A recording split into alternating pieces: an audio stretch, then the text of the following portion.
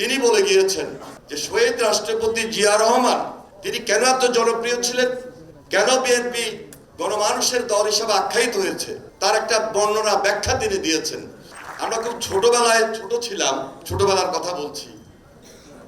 রক্ষী বাহিনীর যে অত্যাচার নির্যাতন এবং তার পরবর্তীতে ৭৪-এর যে দুর্ভিক্ষের যে আজকে পর্যন্ত যে সাক্ষী প্রমাণগুলো হয়ে আসছে, এগুলা কিন্তু সেই সিনিয়র ফটো সাংবাদিকদের অবদান।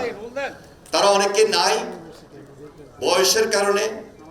তবে একটু আগে সাংবাদিক তারিফ রহমান, আহত সাংবাদিক এই আন্দোলনে, তিনি বলে গিয়েছেন যে শহীদ রাষ্ট্রপতি জিয়া রহমান তিনি কেন এত জনপ্রিয় ছিলেন, কেন বিএনপি গণমানুষের দল হিসেবে আখ্যায়িত হয়েছে, তার একটা বর্ণনা ব্যাখ্যা তিনি দিয়েছেন। যদিও আমাদের প্রধান অতিথি শুনতে পারেন নাই। তার ব্যাখ্যাটা এমন ছিল যে প্রেসিডেন্ট জিয়া সাংবাদিকদেরকে ডেকে আলাদা কথা বলতেন এবং সাংবাদিকরা খেয়েছে কিনা, সাংবাদিকদের কার্যক্রম নিয়ে তিনি একান্তে কথা বলতেন।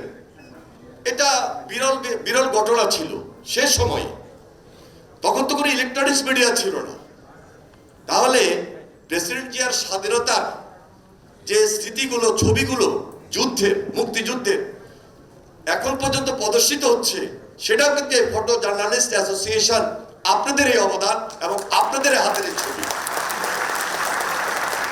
এর পরবর্তীতে আপসীন দেশনেত্রী বেগম খালেদা জিয়া, যার নেতৃত্বে আমরা দেশব্যাপী আন্দোলন সংগ্রাম করেছি, আপসীন নেত্রী হিসাবে যিনি এই দেশের সামনে, জাতির সামনে এখন পর্যন্ত আপসীন ভূমিকা থেকে তার প্রতি এদেশের মানুষের যে ভালোবাসা, যে শ্রদ্ধা,